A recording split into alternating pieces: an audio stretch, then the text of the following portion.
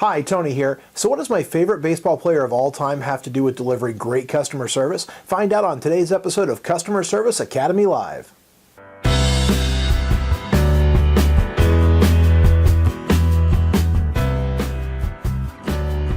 Welcome back. I'm Tony Johnson, your customer experience leader, and today I want to talk about why even the best in-class organizations take time to practice and train with their teams every single day. But first, let's talk about baseball. I attended many a Cubs game while Ryne Sandberg was playing, and I can tell you that I watched him go out and take ground balls before every single game, every time without fail. So let's take a minute and step back here. Who is Ryne Sandberg? Well, let's go to the stats. He is a Hall of Fame second baseman who played for the Chicago Cubs in the 1980s and 1990s. He played in 10 All-Star games in a row, by the way, won 9 Gold Gloves in a row, and he led the league in home runs and steals. But here's the best part. He wasn't the biggest or the strongest or the fastest guy on the diamond, but he was the most prepared.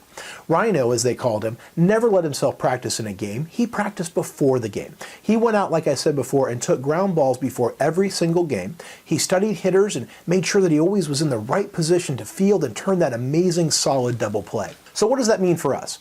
It means that we have to embrace training and readiness. It means that fantastic customer service outcomes have to be our focus.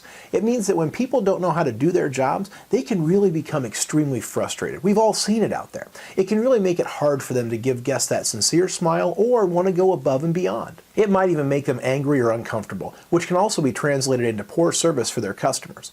Let's face it, training also leads to making it up as we go along, which really at the end of the day is never very good for our guests or for the organization. Improvisation is great on the stage of a comedy club, but when it comes to serving customers, it makes us look disorganized, less than professional, and really not ready to serve. But when we send our teams into that customer service environment, well-trained, feeling confident, that's just the beginning of positive service experiences for everybody. So remember, don't underestimate the lack of training your teams need. Never, ever, never let associates practice on customers. Like they say in the restaurant business, the first omelet somebody makes is never for a guest. And remember, training is a journey that requires updates and continual learning to keep your team performing at a high level. Now, let's start planning. Take a moment right now and start jotting down what you're going to do tomorrow to start transforming your organization, the training that you give, with an extreme focus on customers and what they need every single day.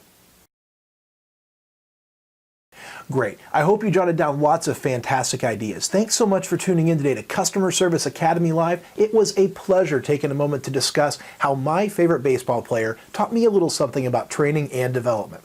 Take that extra time to train your teams well, and they will translate that care right back to their guests. I promise they will.